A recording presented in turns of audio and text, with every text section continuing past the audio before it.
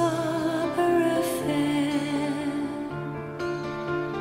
Parsley, sage, rosemary, and thyme.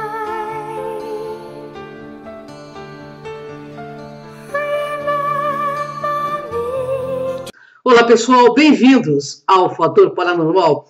Eu sou Cris de Pascoal e hoje eu vou falar sobre: você é fruto das suas escolhas ou você é o produto do meio? O que você acha sobre esse assunto? Então vamos conversar um pouco sobre isto. Bem, é preciso estudar a sociedade pelos homens e os homens pela sociedade.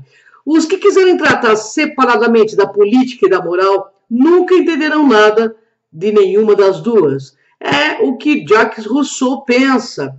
Seria a ideia iluminista de Rousseau equivocada? Através das concepções do filósofo, o homem é naturalmente bom, sendo a socialização a culpa pela degeneração do mesmo. Em sua obra, O Contrato Social, é possível a constituição de um Estado ideal através do consenso entre os indivíduos da sociedade. Em consequência desse acordo, haveria a possibilidade de garantir plenamente os direitos de todos os cidadãos, afastando assim da corrupção, próximo da vontade e da decisão geral. Particularmente falando, a sociedade é feita de homens, e se o homem aí nasce bom, como uma reunião de bons pode corromper? O meio corrompe o homem que corrompe o meio? Eis a questão. Pois, de certo modo, o homem é quem cria a sua sociedade e também a sua própria realidade. Ou o homem nasce vazio e, a partir de vivenciar o meio em que vive, vai gradativamente adquirindo seus valores, seus princípios, absorvendo tudo à sua volta. Porém, se temos consciência, podemos muito bem ser capazes de não nos deixarmos ser influenciados pelos outros. Tentar agir de forma correta nos exige com certeza um grande esforço. Afinal, o homem nasce bom, mas a sociedade o corrompe ou já nascemos com uma maldade natural? Eis a questão. O homem influencia a sociedade ou é ela a quem nos influencia? É claro que nos debates sobre as medidas para coibir a violência não se esgota na maioria penal. O tema acaba despertando mais paixões por conta do espetáculo das nossas autoridades e de nossa mídia, que logo que se apressam em combater qualquer mudança, exprimindo a verdade genérica e inútil de que o problema é maior e muito mais profundo. Um dos especialistas disse que precisamos definir qual a sociedade queremos. Por que não fecham a boca? Precisamos? Quem? Como é que se faz isso? Quem a gente chama para definir qual a sociedade que queremos? O governo precisa investir mais em segurança pública? Sem dúvida. É preciso que se aplique adequadamente as leis de execuções penais. Claro. É preciso termos mais condições, como escolas, hospitais, programas sociais que funcionem de fato. Mas como fazer isso com corruptos que mandam e desmandam em nosso país? É necessário, sim, rever o benefício da progressão da pena para certos crimes. É óbvio. Mas quem há de tomar essa iniciativa? O ministro da Justiça? A ele cabe iniciar o debate, juntar as pessoas responsáveis, chamar as lideranças partidárias, transformar as propostas em projetos de lei ou em emendas constitucionais. Os governadores de estado também podem pressionar, dado a peso político que eles têm, né? Mas será que eles querem isso mesmo? Nosso sistema socioeconômico encontra-se corrompido por leis que realmente favorecem as diferenças socioeconômicas. Encontra-se corrompido por leis que fazem diferença entre o mais pobre e o mais rico. E assim o rico fica mais rico e o pobre fica mais pobre. É claro e evidente que não se vai resolver tudo definindo a maioridade penal aos 16 anos. A evidência está nos casos de alguns adolescentes que estão na FEBEM, quando soltos, são reincidentes de crimes horríveis. temos também de admitir aqui que nossos sistemas carcerários são falhos, não tem um plano de inclusão social para quem sai de lá desejando realmente mudar de vida. Bem, então voltemos ao Ministério da Justiça, que tanto se orgulha das ações da Polícia Federal. Os crimes cometidos contra o Estado, especialmente aqueles ligados à segregação, merecem tratamento especial. Mas nada se fez até hoje, de fato, para combater os crimes contra as pessoas, os colarinhos brancos, que na maioria saem ilesos de toda essa roubalheira que está acontecendo e sempre aconteceu. Essa questão da idade me incomoda muito, porque acho besteira em haver um limite. Tudo deveria depender do tipo de crime e da prática e das circunstâncias. O máximo que se pode pensar é em não pôr para cumprir pena no mesmo lugar adultos e adolescentes, só.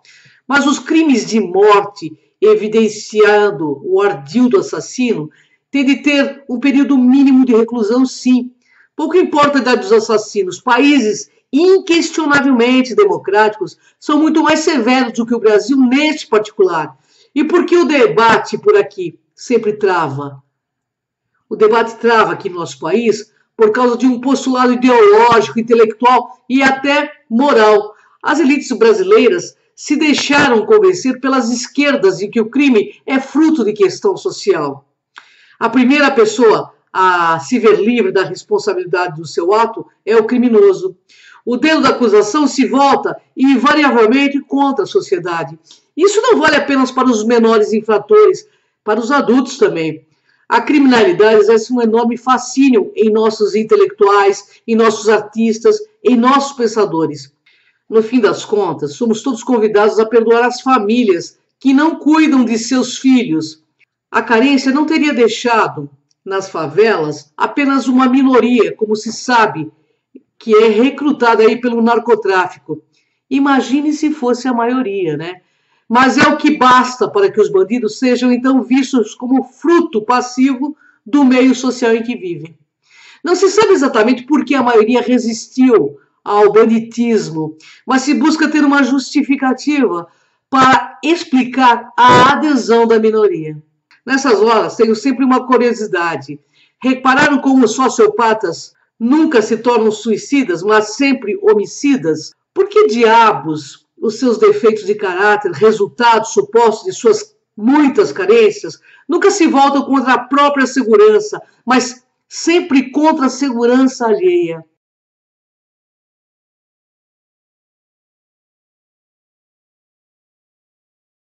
Nós, os pobres, temos poder de escolhas. Sim, só adere ao narcotráfico, só se torna bandido, só pega num revólver para assaltar quem quer. Só se é bandido por escolha em qualquer classe social.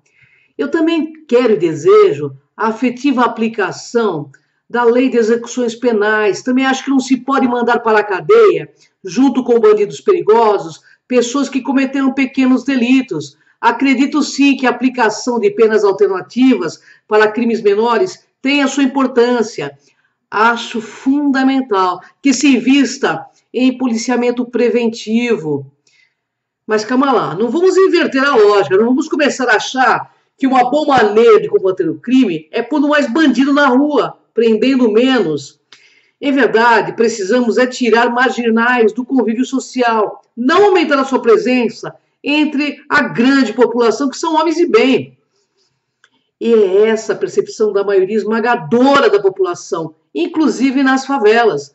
Precisamos ter justiça que não seja cega, pautada na ética, que faça os criminosos pagar pelos crimes, pessoas independentes de ser ricas, pobres, políticos influentes, e aí vai.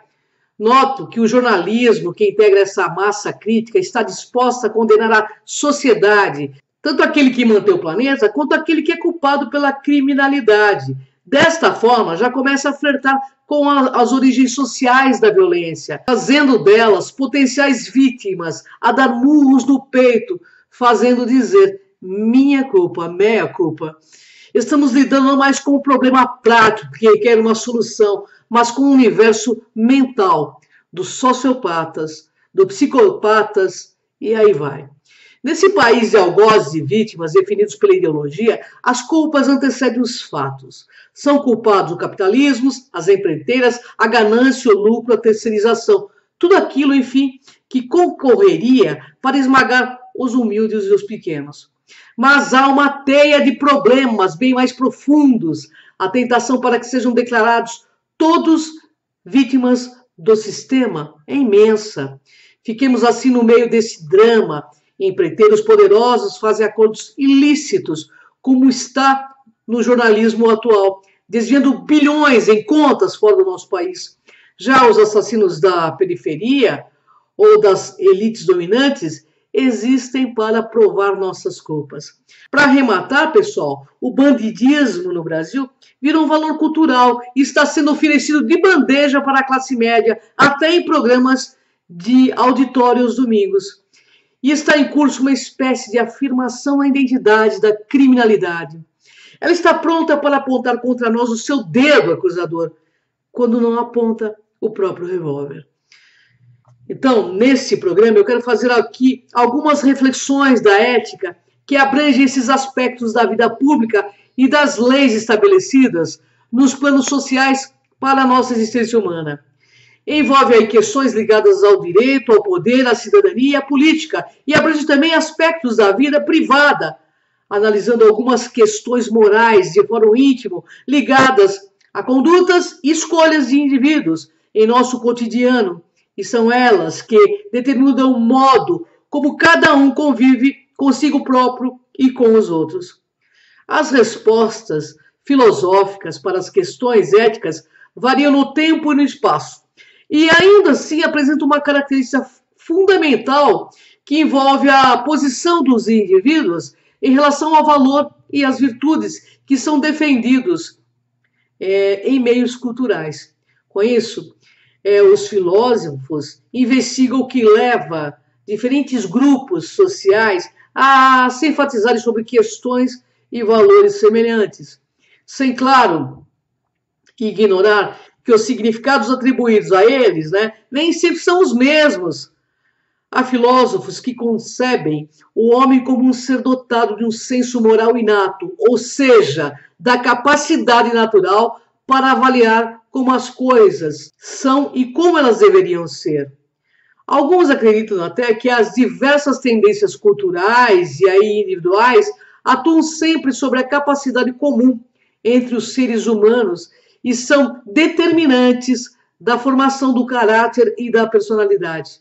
E há filósofos também que afirmam a existência da liberdade, ressaltando sempre que, apesar da pressão de costumes e leis, nós sempre podemos refletir sobre as questões éticas e sobre a moral aprendida. E que, segundo eles, há uma possibilidade que nos faz responsáveis por nossas próprias escolhas e que nos permite contribuir para as renovações com as normas com que nos deparamos em nosso cotidiano.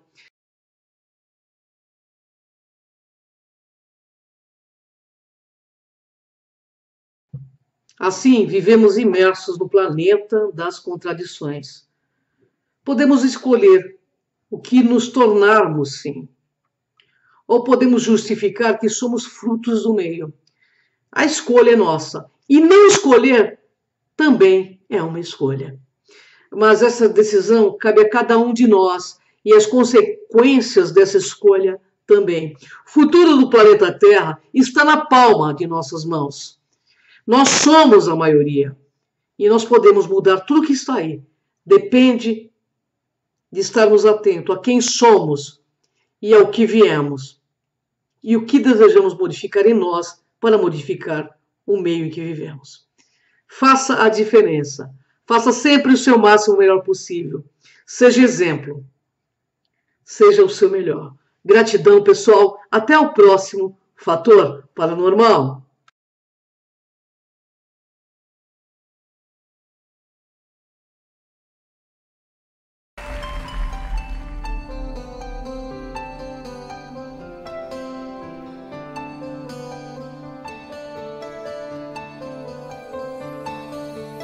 Are you going to Scarborough Fair?